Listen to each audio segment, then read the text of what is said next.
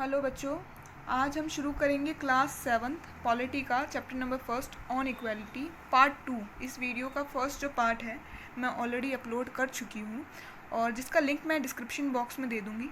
आप वहाँ से वो वीडियो देख सकते हो अगर आपने नहीं देखी है तो।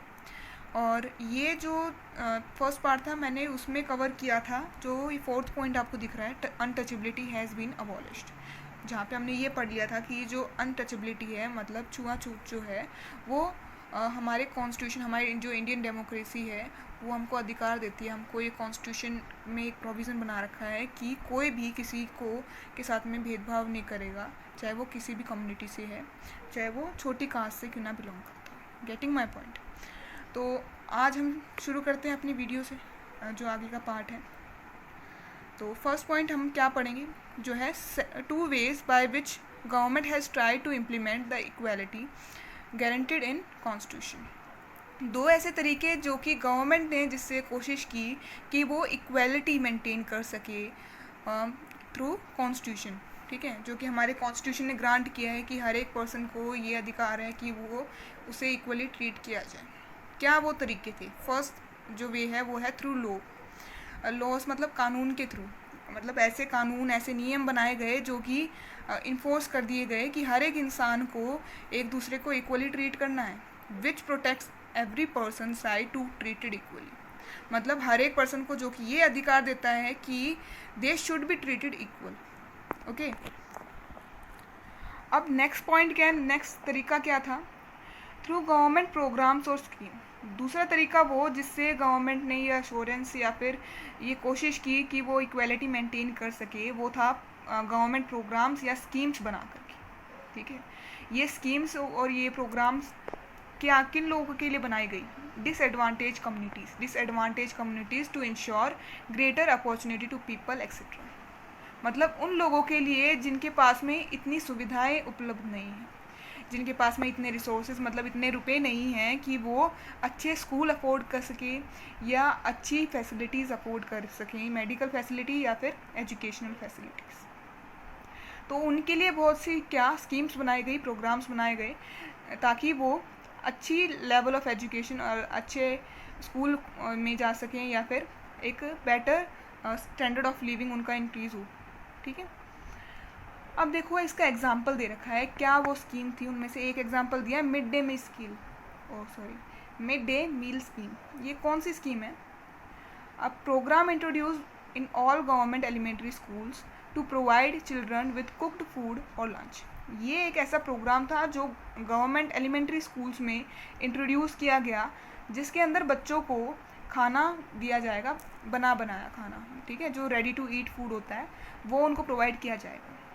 फर्स्ट स्टेट कौन सा था इस मिड डे मील स्कीम को इंट्रोड्यूस करने वाला? वो था तमिलनाडु, ठीक है। कब इंट्रोड्यूस किया था? 2001 में। और Supreme Court asked the all state government to begin this programme in their schools with in 6 month. ये जो मिड डे मील स्कीम थी जो तमिलनाडु ने इंट्रोड्यूस करी, ये इतनी अच्छी लगी कि सुप्रीम कोर्ट ने फिर आदेश दे दिए थे सारे स्टेट्स को कि 6 महीनों के अंदर अंदर सभी गवर्नमेंट स्कूल के अंदर ये स्कीम इंट्रोड्यूस की जाए, ठीक है। इस स्कीम का कुछ कारण भी तो हुआ होगा, जब सुप्रीम कोर्ट ने इंट्रोड्यूस कर दिया था इसको सभी स्टेट में, तो कोई तो कारण हुआ। क्या पॉजिटिव इफेक्ट्स थे इसके, क्या क्या अच्छाई थी इस स्कीम में, ठीक है, वो अब पढ़ेंगे हम लोग। पॉजिटिव इफेक्ट्स किसके? मिड डे मील स्कीम के। फर्स्ट पॉजिटिव इफेक्ट था इसका, more poor children have begun enrolling and regularly attending school. जो गरीब बच्चे थे उन्होंने क्या बोलते हैं, एडमिशन लेना शुरू कर दिया, ज़्यादा बच्चों ने एडमिशन लेना शुरू कर दिया स्कूल्स में और रेगुलर अटेंड करना शुरू करा स्कूल को। इसका कारण क्या था? देखो, उनको खाना नहीं मिलता होगा ढंग से, ठीक है, तो खाने की चाह में ही सही उन्होंने स्कूल में एडमिशन लिया और रोज़ स्कूल अटेंड करते थे, ठीक है। सेकंड क्या था? Mothers work don't get interrupted to feed their children. जो उनकी मम्मी थी, जो काम किया करती थी घर चलाने के लिए, मतलब किसी को जॉब पे जाया करती थी, उनका काम वो बिना रोक टोक के या बिना उसमें इंटरप्शन के कर सकती थी। उनको ये चिंता करने की ज़रूरत नहीं थी कि वो उनके बच्चे क्या खाना खाएंगे, ठीक है। तीसरा क्या है? Reduction in caste prejudices. अब इसका मतलब क्या है, school eat meals together and meal at some places. मतलब इसका मतलब ये है कि जो ये भेदभाव था ना लोअर कास्ट और अपर कास्ट का, कि क्या बोलते हैं, सारे जो बच्चे हैं चाहे वो किसी अच्छी फैमिली से बिलोंग करते हैं या लोअर कास्ट दलित फैमिली से बिलोंग करते हैं या उनका कोई भी रिलीजन है, सभी साथ में मिलके खाना खाएंगे। फर्स्ट ए पॉइंट क्या था, both lower and upper caste children in the school eat same meal together. चाहे वो अपर कास्ट से बिलोंग करता हो बच्चा या फिर लोअर कास्ट से बिलोंग करता हो, साथ में मिलके खाना खाएंगे। Second, even Dalit women are employed to cook meals at some places. जो दलित कम्युनिटी से जो वुमेन बिलोंग करती थी उनको भी नौकरी दी गई थी, किसकी, कुक की जो थी, मतलब जो खाना बनाते हैं उनकी नौकरी उनको दी गई थी। तो वो खाना बनाती थी दलित कम्युनिटी की जो फीमेल थी, और उनके हाथ का जो खाना था वो बच्चे खाते थे, चाहे वो किसी भी कम्युनिटी से बिलोंग करते थे। ठीक है, तो इक्वालिटी मेंटेन करने में इसने हेल्प करी। ठीक, फोर्थ पॉइंट क्या है, reduction in hunger of poor students, better concentration on studies. मतलब जो कुछ बच्चे ऐसे होते थे जो सिर्फ पढ़ाई के लिए आते थे स्कूल में, लेकिन भूख तो उन्हें भी लगती है, मतलब दो they can't afford food for themselves. मतलब उनके पास इतने पैसे नहीं थे कि वो खाना अफोर्ड कर सकें अपने लिए, लेकिन पढ़ाई के लिए सिर्फ वो आते थे स्कूल में, और लेकिन उनका ध्यान फिर भी थोड़ा खाने की तरफ लगता था कि उनको भूख लग रही है। अब खाना मिल रहा है तो उनका कंसंट्रेशन उनकी स्टडीज़ की तरफ जो था ज़्यादा अच्छा हो गया। नेक्स्ट पॉइंट देखो, issues of equality in other democracies. Issue of equality in other democracies मतलब बाकी जो कंट्रीज़ थी उनमें भी जो है इक्वालिटी की जो प्रॉब्लम थी वो किस प्रकार थी, वो एग्जाम्पल दे रखा है। यूएसए में अनइक्वल ट्रीटमेंट होता था अफ्रीकन अमेरिकन्स के साथ। जो यूएसए हमारी जो कंट्री है उसमें जो है अफ्रीकन जो अमेरिकन्स थे उनके साथ में भेदभाव किया जाता था। Also denied equality through law. उनको जो है उन्होंने क्या बोलते केस फाइल करा था, मतलब अपने लिए हक मांगे थे, लेकिन तभी भी उनको जो है इक्वल ट्रीटमेंट नहीं मिला था। ये अफ्रीकन अमेरिकन्स थे कौन, whose ancestor were slave bought from Africa। ये वो लोग थे अमेरिकन, मतलब अमेरिका में जो लेके आए गए थे अफ्रीका से नौकर के रूप में। मतलब जो अमेरिकन्स जो थे जब पुराने टाइम में अफ्रीका से नौकर के रूप में नौकर लेके आए थे, ठीक है, अपने यहाँ काम करने के लिए, वो लोग थे अफ्रीकन अमेरिकन्स। ठीक है, however late 1950s movement to push for equal right for them. ठीक है, 1950 में उनके लिए इक्वल राइट्स के लिए मूवमेंट मतलब लड़ाई लड़ी गई। उस मूवमेंट का नाम क्या था, उस आंदोलन का नाम क्या था, सिविल राइट्स मूवमेंट। ठीक है, ये कहाँ बिगिन हुआ था, कहाँ पे शुरू हुआ था, यूएसए में। और क्या था इस मूवमेंट के अंदर, African American people demanded equal rights and end of to social discrimination. जो अफ्रीकन अमेरिकन्स थे उन्होंने ये डिमांड करी थी कि उन्हें इक्वल ट्रीटमेंट, उनके साथ में इक्वल ट्रीटमेंट हो, और सोशल डिस्क्रिमिनेशन मतलब जो उनके साथ में भेदभाव हो रहा है वो आगे ना हो। आगे पढ़ते हैं सिविल राइट एक्ट 1964।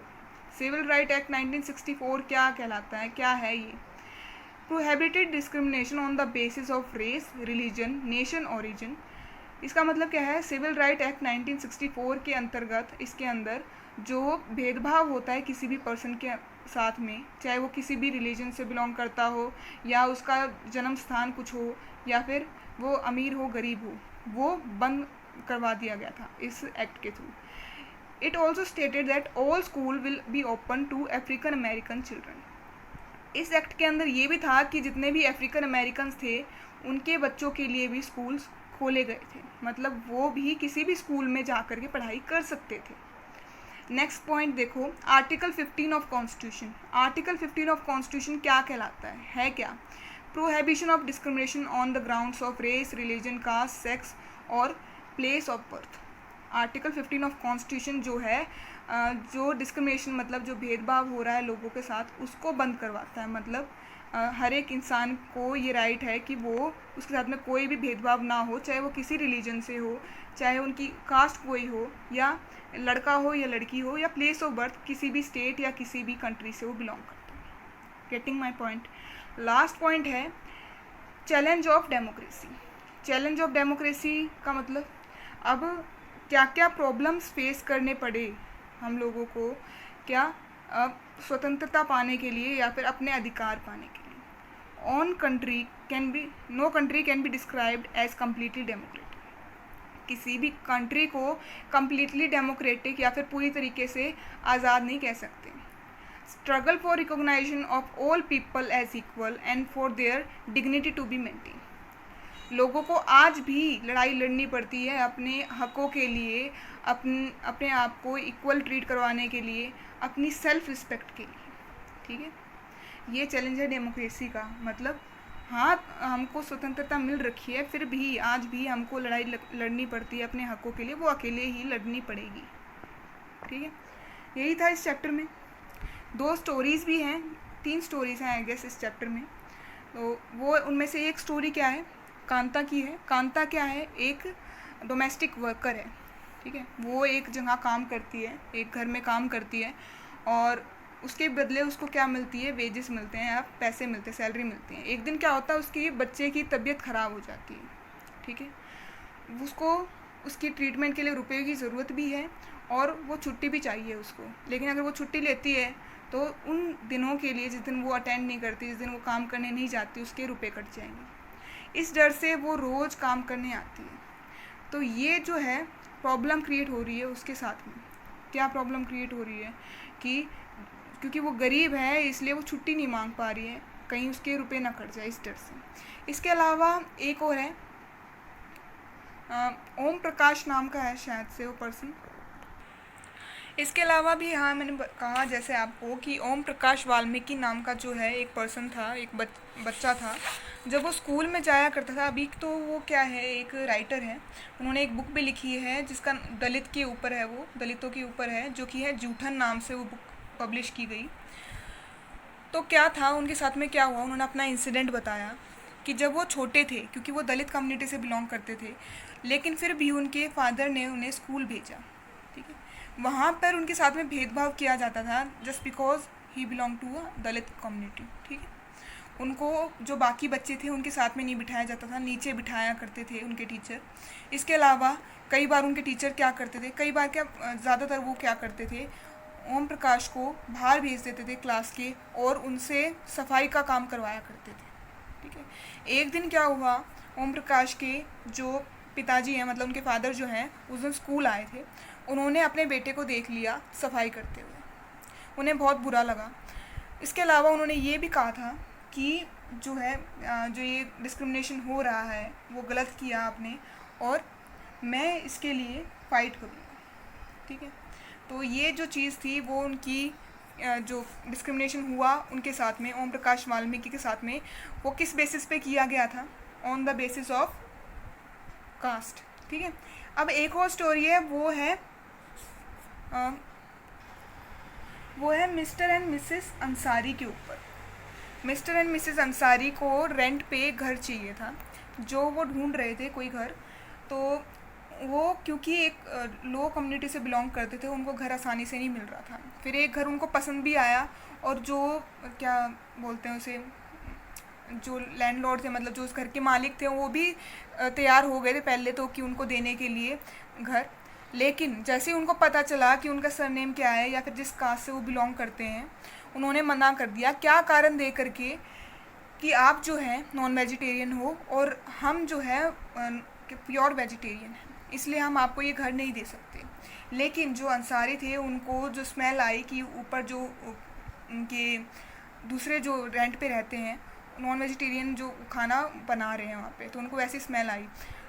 तब उन्हें पता चला कि उनको ये थोड़ा ध्यान में आया कि शायद ये हमारी जो कास्ट है, इस कारण से उसको देख करके हमको ये घर नहीं दे रहे। तो उनके साथ में भी जो डिस्क्रिमिनेशन हुआ था on the basis of their caste हुआ था। ठीक है, ये चैप्टर यहाँ ख़त्म हुआ। अगर आपको ये वीडियो अच्छी लगी हो तो लाइक करना, सब्सक्राइब करना मत भूलना, ताकि आपको मेरी आने वाली वीडियोस का लिंक जो नोटिफिकेशन है वो आ जाए। और अगर कोई डाउट है इस चैप्टर में तो कमेंट करो प्लीज़, ताकि मुझे पता चल सके कि आपको क्या डाउट्स आ रहे हैं, whether it is from NCERT और कोई क्वेश्चन जो आपकी टीचर आपसे क्लास में पूछती है। तो ठीक है, बाय।